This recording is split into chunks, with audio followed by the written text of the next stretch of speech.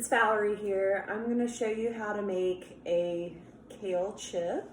This is a great way to use up a whole head of preferably a curly leaf kale like this Red Russian variety here and make it into a snack that you'll want to gobble up in one sitting. So first thing, you'll want to wash your kale and you're going to want to dry it really well. You'll want to remove the rib of the leaf because this is kind of woody and holds a lot of moisture, and it's just going to end up not being very pleasant.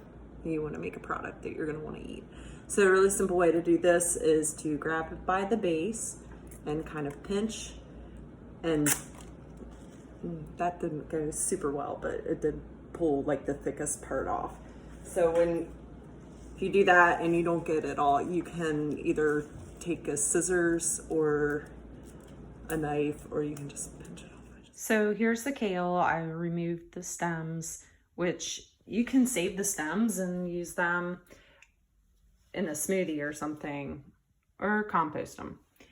And you just want to try to get the kale as dry as possible.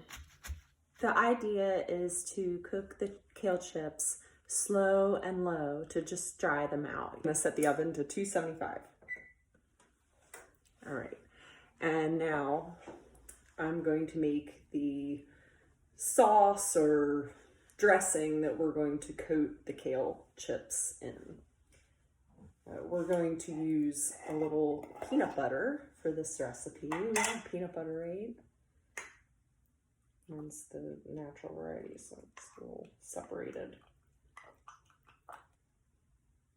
We use a tablespoon, as well as a tablespoon of olive oil. You can use another oil, mix that in. And then we have some different options we can use for our salty. You want some saltiness, so you could either use salt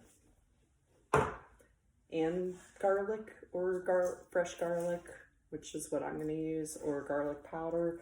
Or if you have garlic salt, use the garlic salt. Use your best judgment. You probably don't want more salt if you use the garlic salt. It's usually pretty salty. I am going to go with tamari. This is soy sauce. Another thing, college kids probably have soy sauce packets sitting around, right? Can you use a tablespoon of that? You could even use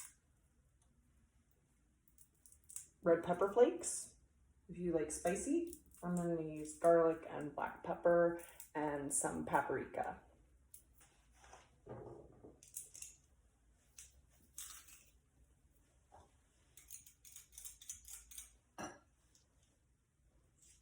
So I got like 3 cloves of garlic here. I kind of like garlic. You may think that's like a little much.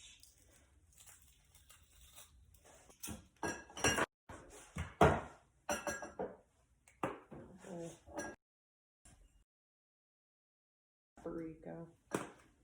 I'm not big on measuring stuff, but I'm trying to be helpful and give you some measurements. So that's how I measured the peanut butter and the oil and the soy sauce.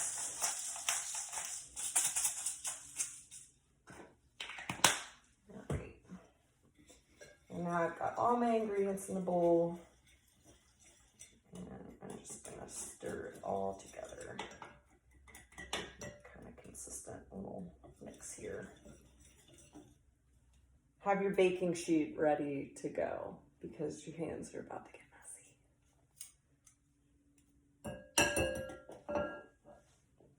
All right.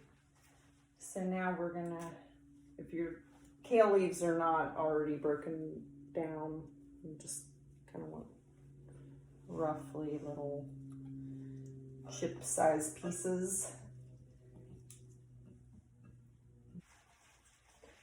You really want to kind of massage it into the leaves so that flavor sticks.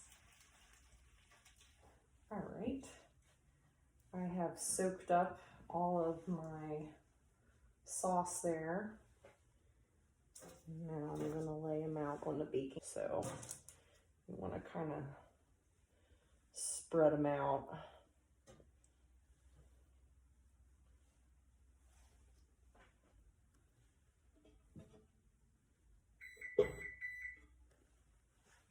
My oven is ready.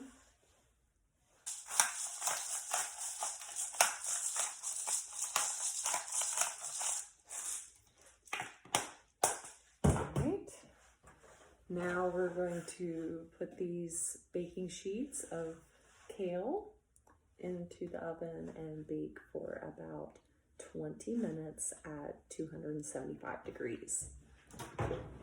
Okay, so the kale chips have been cooking for about 12 minutes. I'm just going to check on them and turn my roasting pans.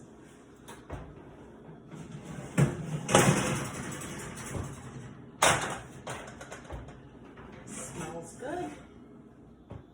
So I just pulled the kale chips out of the oven and I'm going to let them cool on their baking sheets for just a few minutes before I dig in. Time to sample the kale chips.